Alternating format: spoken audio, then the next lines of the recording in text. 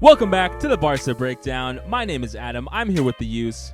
What's up, guys? And we are feasting, not only because Dembele season is upon us, Use, but because we won 3 huge points in the Champions League group stages away at Kyiv with a pretty tight 1-0 victory. And it's obviously concerning we won 1-0 twice against Kyiv, but we're at the point right now where points matter. 3 points are everything to us because we're now second in the group, right behind Bayern Munich, but also critically ahead of Benfica. And after the 3-0 loss to Bayern and 3-0 loss to Benfica, I didn't really think we would make it here, but 2 victories in a row have us in a good position, right? And so as we get into the game, let's break down what Barjuan decided for the lineup, because he had Ter Stegen as goalkeeper, of course. Then he had Alba, Lengelet, Garcia, and Mingueza.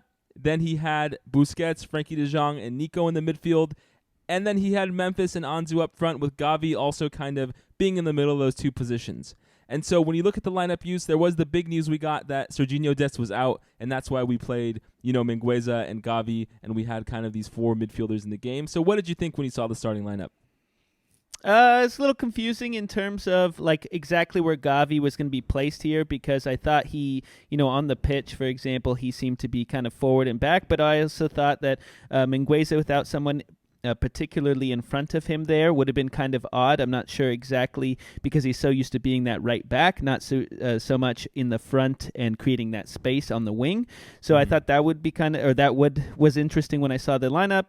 And then, typical as of now, to be honest, right? We have still too many injuries. Pedri's out, so we have Nico, Xavi in the midfield. But the good thing is that we did see Dembele come back. We saw Araujo come back. Sure. And Frenkie de Jong finally get in the midfield. Overall, my thoughts, there's a really good article by Damagaj K. We'll link it right here. You can follow him on Twitter.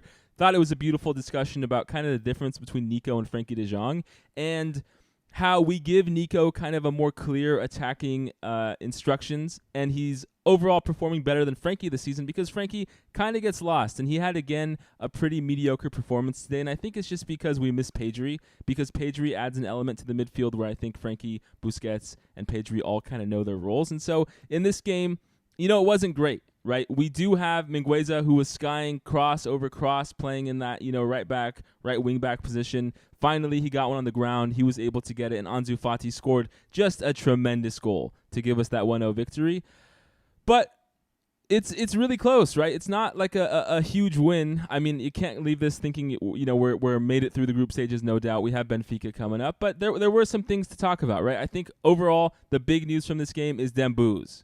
Dembele came out and just provided what we kind of always knew he would provide, which is the speed to help break down these teams that set up in these blocks. There were a few times, especially his first time on the ball, where he got a nice counter going. And when you see Dembele running at the defense, there's nothing else like it on our team, right? There's simply nothing that compares to Dembele, and it's going to be so critical for us to see that Fati, Depay, Dembele front 3. And the other big thing is it does seem awkward. Like Barjuan and Clement did this too. They started the game with Depay as the striker and Fati on the left wing, and the second half we switched it. And it just is so clear to me that Fati does much better as the striker and Depay on the left wing to create movement. And so, going through the game use, what were your main thoughts about players and their performances?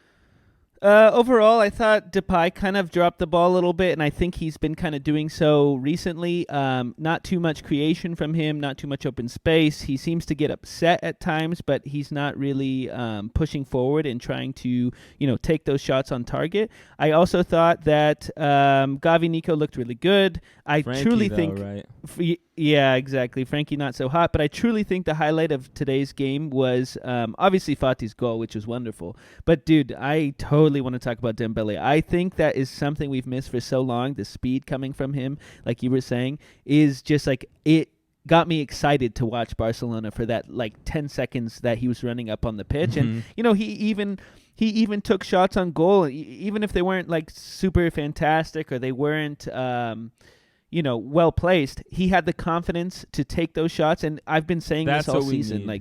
Exactly, we need to take shots on goal. We need to make the goalie, protect his goal, and I thought that was wonderful. And I also thought Lengelet did a pretty good job. I know he hasn't had many minutes this season, but I think it was great to see him. I've been on the Lengelet train for a while now. I've wanted to see him above Eric Garcia. I thought it was interesting because they both picked up yellow cards, especially Eric Garcia early. And, I continue to be a little bit hesitant about Eric Garcia. I didn't think he was wonderful in this game, but there were some bright spots. I thought he covered a lot when Mingueza, who is, Mingueza for me is a lot more, he's a center back by nature, and he does a lot better in a back three than he does in a back four when we make him play this right wing back. I just don't think I think he's kind of clumsy, not necessarily as fast as we need. And so Eric Garcia did a good job covering up. And with Lengelet, I think the big difference is when you compare him to PK, because Lengelet clearly just is quicker at this point in his career. And that speed really matters, especially when we're, getting hit on the counter a lot by these teams who are, trying to play us up close and tight and put a deep block because they know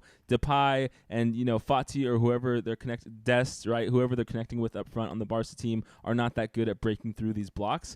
And that's what's so important about Dembele and why it's so good to see him. It was also very nice to see Ronald Araujo come out. I thought he put in a good shift.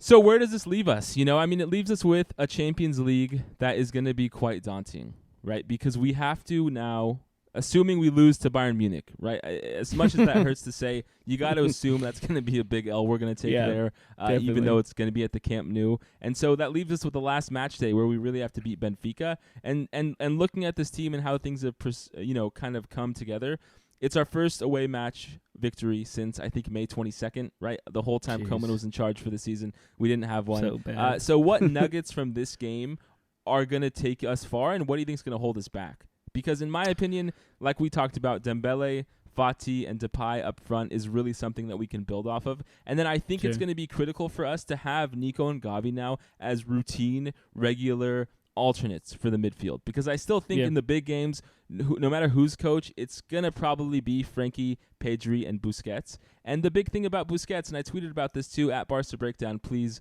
follow us, is that Busquets is old, man. He's 33 years old. And when we were playing Messi every game or Luis Suarez every game, and for the years when we were complaining about this, they were 30, 31, 32. But we played them every game. We were always mad at Valverde, Setien, Koeman for playing them so much. And then we play Busquets every game, and I don't hear that same outrage about him always starting and how tired he must be. But he's had some bad moments lately. Against Rayo Vallecano, he was staring at the ball trying to find a pass. They ripped it from us, and Falcao scored. In this game against Kiev, I think sometime after we scored the first Fati goal, we had some issues where it looked like Busquets, again, was kind of caught ball watching, and they almost scored on us. And so Nico and Gavi are kind of the two midfielders who I think can help us, rest and cycle through players as we get into these tough games coming up. And then the good thing is we have 2 weeks off for the international break, right, where Frenkie de Jong can kind of get his head right, hopefully, where Dembele can, play a little bit but then also get rest. Fati, again, he almost got injured when that penalty was called, but VAR took it off, and I was really worried about his knee. And so, I think we have some things to build on, and if Xavi is coming in the next, 2 weeks, there's a good core here that we can build around, and I'm just, I guess Barjuan era, the 2 games, have given me a little bit of hope that things can change. Sure. I mean, okay, look, we have 3 weeks from today to that Benfica game like you're talking about to the day. So I think, today's game had some highlights, and you touched on some of those, and it still also had some downfalls. Like Busquets, for example, I think it's going to hold us back slightly when we come into that Benfica game. He had some bad passing over the last few games. That giveaway you said in Rayo Vallecano that made us lose. But, our defense is still shaky, right? There was possibilities against Kiev in today's game where I thought, hey, they're going to counter us. They're going to score. We left some spots wide open. Luckily, our defense kind of was able to shuffle back in time, but also Kiev was not really on target. There was a cross that came in at one point that should have probably gone in, and I think if Kiev was able to capitalize on the moments, we would be talking about somewhat of a different experience that we had. To add to that, though, one thing we haven't talked about, which is surprising for you, because you're a Ter Stegen guy, but Stegen had like 2 or 3 huge saves in this match. True. 2 or 3 opportunities that I've seen Ter Stegen miss in the last 18 months. And he's been so injured, and I feel like, it doesn't necessarily get the press coverage of other star players who get injured, but I feel like he's not fully himself, and it was good to see him come back and kind of have a pretty vintage Ter Stegen game with some amazing saves. Also, there were some balls that were kind of in the air coming to him that I felt he handled really well, and so I'm hoping he can build on that because, a good defense is going to help prevent him from having to make saves, but it's nice to see him kind of get his reflexes and looking good, especially with rumors about like Manchester City and Bayern Munich in the air that Stegen might go over there. So that's a positive, but keep going. Sure. And then I think, I just named some negative things there just to briefly go over some positives. I think it would seem like today's game without Dest on the pitch, Sergi Barjuan established some kind of strategy there. I'm sure it was under his direction that Mingueza was to cross that ball in so many times, right? They put the ball on Mingueza's side with some open space, trying to get the ball in there. I don't know, Luke de Jong wasn't there, so clearly he wasn't looking for some headers, but I remember, I think it was Gavi or Nico, one of the two. They had a great opportunity with the header, and I think Depay was actually in the way, so it didn't go in.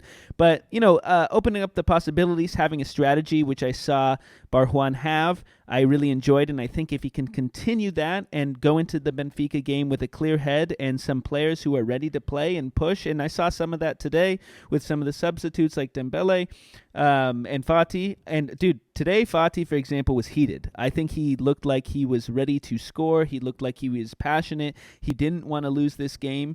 And so if we can get more players like-minded like that on the pitch coming in 3 weeks, I think we'll do a good job. So that, for me, is done for the game today.